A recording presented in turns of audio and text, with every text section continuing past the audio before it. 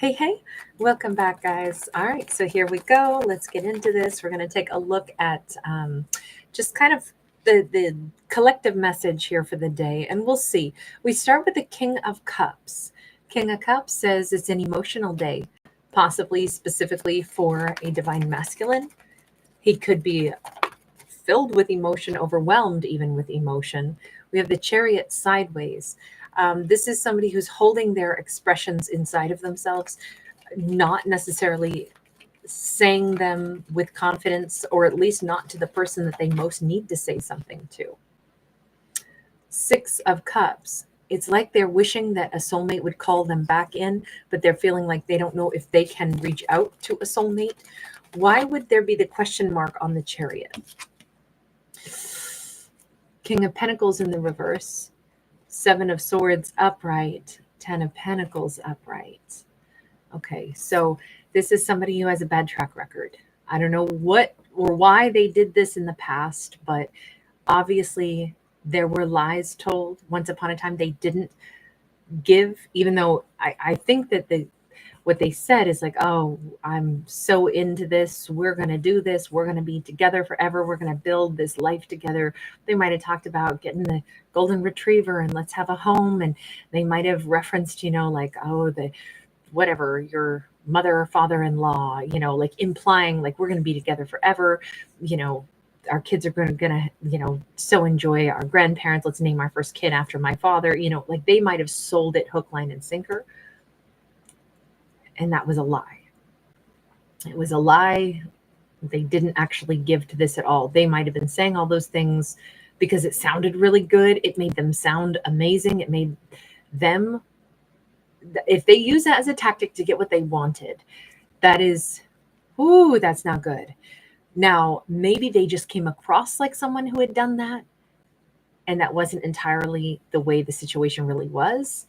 Maybe they seem like a whopper of a liar. I don't know if they really are. The Seven of Swords is upright, though. So let me put it this way. They know that they come across as a liar, pants on fire. Ten of Cups. The thing is, this truly was their happiness. Even if they lied about being able to give to this or that they were ready for this, the truth is this was their Ten of Cups. So, it's one of those unfortunate things where it's like two things can be true. I'm not ready for this. I'm lying that I'm ready for this, but it is what I want. I want every word I said to have been true. The problem is I can't actually give my commitment to this right now. Okay, hang on. Sorry, I'm slurping. So why do you think that waiting and wondering if a soulmate might call you back in, if you know that you lied and told them some whoppers, they're debating. They're debating about whether or not they think that they could reach out, if they could ever come back from this. They're debating about whether or not they could even, have any business showing their face again. I would say, honey, you better show your face again if you just to kind of try to diminish this bad karma that might have been accrued from these lies that were told. And we can see that it's this is so difficult because the lie was that they were able to give anything at that point in time. The emotional truth was they wanted this happiness, but I don't know why they sold such a whopper of a lie about all that they were ready to give when they weren't ready to give anything. Character, do you want to answer any of these questions about why were you the King of Pentacles in the reverse? The Empress. They were overwhelmed. They met this Empress and they thought this Empress was everything. They thought this Empress was perfect. They thought, I am definitely not either up for this, or they were married. I don't think they were married because this says they met her and they wanted to offer the world. They felt so motivated that they might have even got themselves caught up in this flurry of, we're going to have this life together. It's so exciting. I'm going to be able to create this huge abundance. We're going to have this forever life together. We're going to do all this. It's like they got caught up in the excitement of, oh my God, this is my person. I just met my person. This is going to be amazing. And they were really trying to manifest this. And maybe that's why they were saying it all out loud. Page of Wands, but they had talked about what they already had when they didn't have it yet. And then they were going to have to go back and try to create that life that they just offered. This is somebody who was talking a good game, right?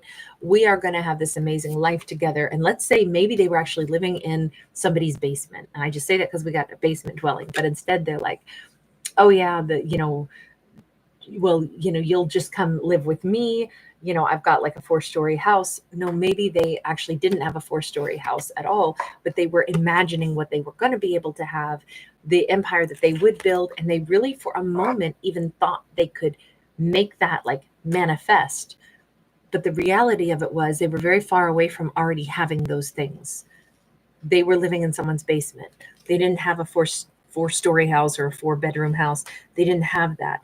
But they thought by saying it out loud, they actually kind of like for a moment actually believed that it was, they met her.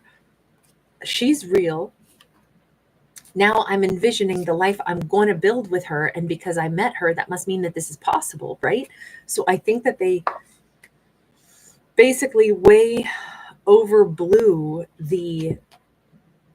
what they believed their life was already like. It's like they almost believed their own lie about how much they had. It was a lie about abundance. It wasn't a lie about how they felt about her. It was a lie about their wealth, their, whatever they'd already built in life. They really hadn't built it, but they acted like they had. They acted like they already had the big house. No, they didn't. But the lie wasn't about the 10 of Cups. Or was it? Let me just ask. Character, what was the deal? What did you mean when you talked about 10 of Cups and 3 of Wands? They were her future and they knew it. This was the future that they wanted to have. They were sure that they are meant to be with her. Okay, so everything here was, this is going to be my future, and I'm already talking about it like it's mine, right? And they always say, oh, manifest stuff as if you already have it and then it becomes yours. Here's the thing, though, that you can also have like a serious break from reality and go down crazy train if you are going to operate that way to the letter, right? Acting like you're a millionaire and thinking that you can go out and buy stuff when you have no money is not going to be conducive. That's not what that says, or at least I think that's a really bad idea. I think that's a bunch of bollocks.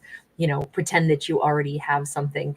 I'm thinking if you're manifesting stuff that you want, it says put yourself into a positive mindset about it. Don't operate in a mental state of lack, but it doesn't mean go out and tell, complete and utter falsehoods and try to spend money that you don't have because you want to believe you're going to become a millionaire.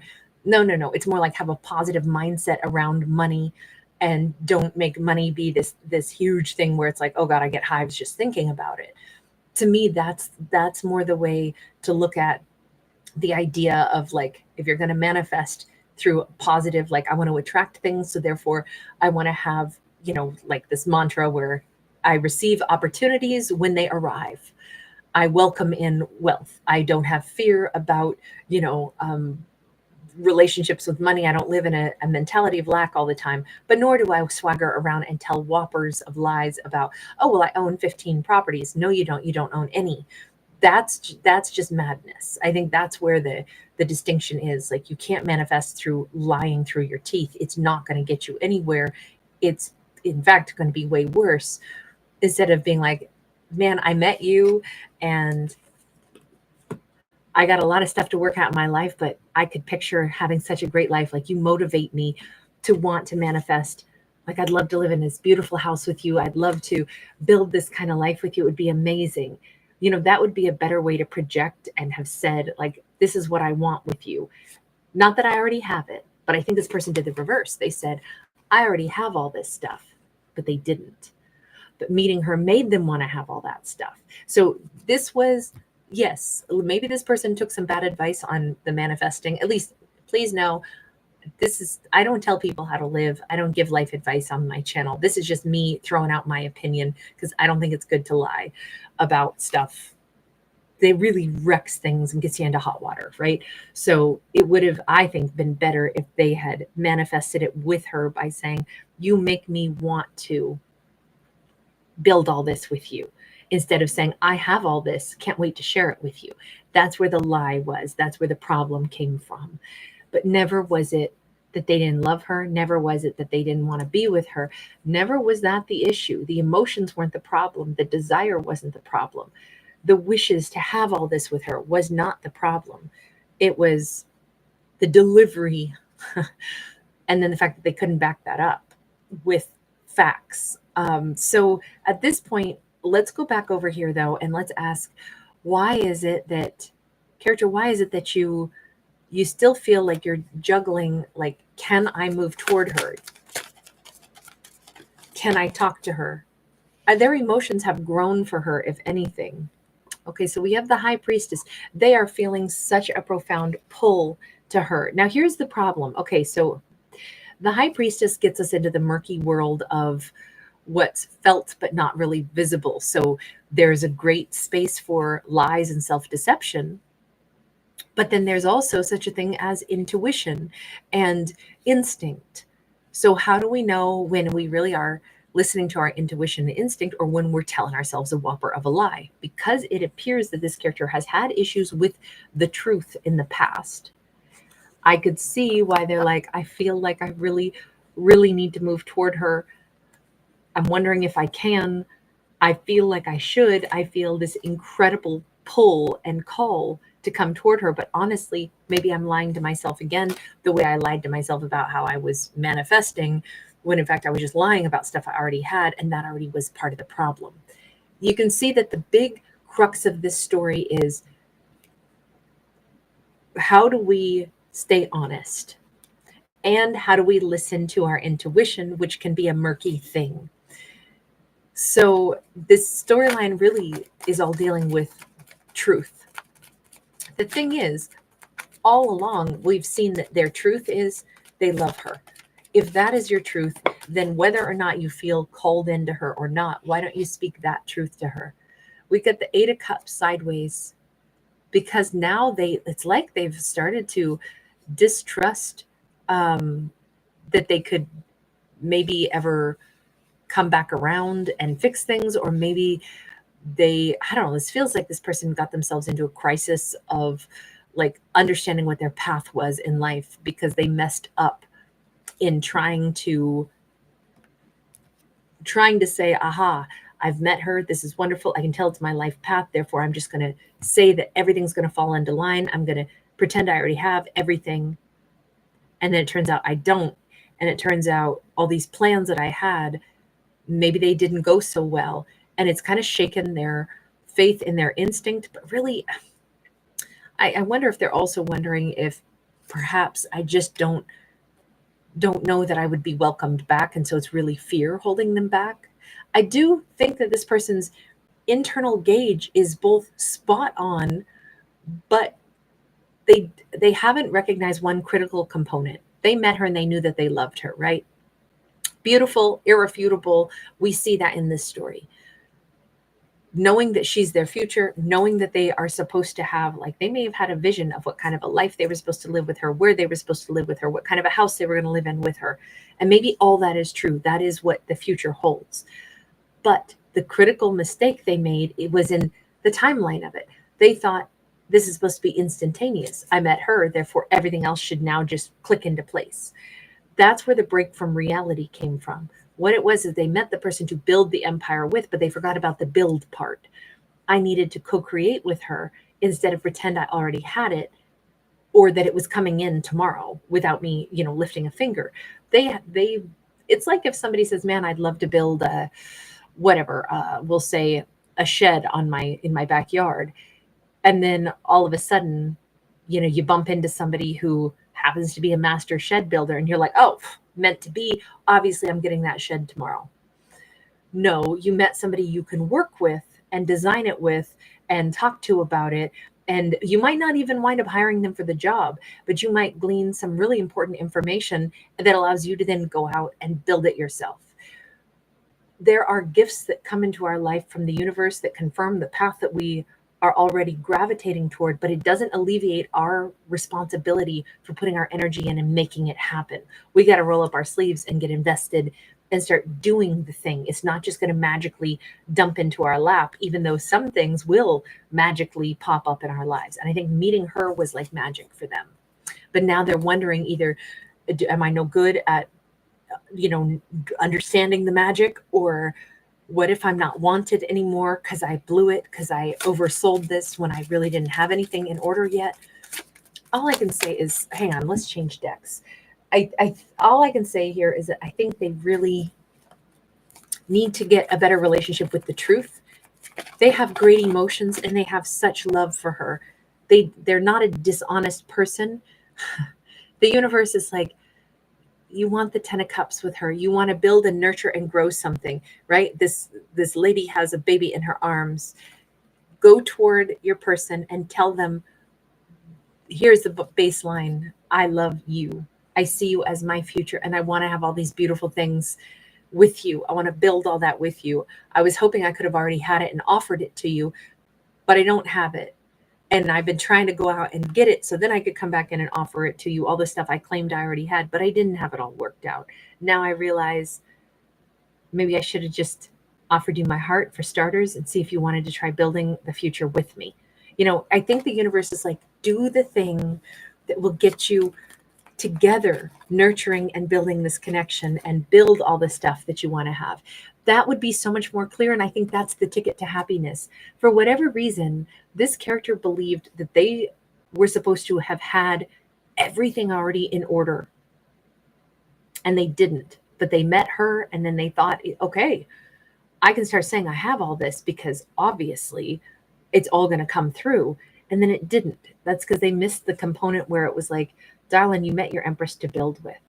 So now at this point, go tell your Empress that you love her. Go tell her the full clarity, the full truth. I got so excited when I met you that I wanted to have everything in my life fall perfectly in order for the two of us to have an empire together. But I really didn't have it all together yet. And I've been debating, figuring out if I could tell you that. I've been debating, I shouldn't have oversold where I thought I was at. I thought things were going to fall into place and then I'd offer you the full empire that you deserve. Instead, honestly, I'd have to build it with you. Can you forgive me for not being straightforward about that, or for overselling what I was trying to manifest? Look, I think that this can absolutely, we got double tens here. We know that this can be a new beginning.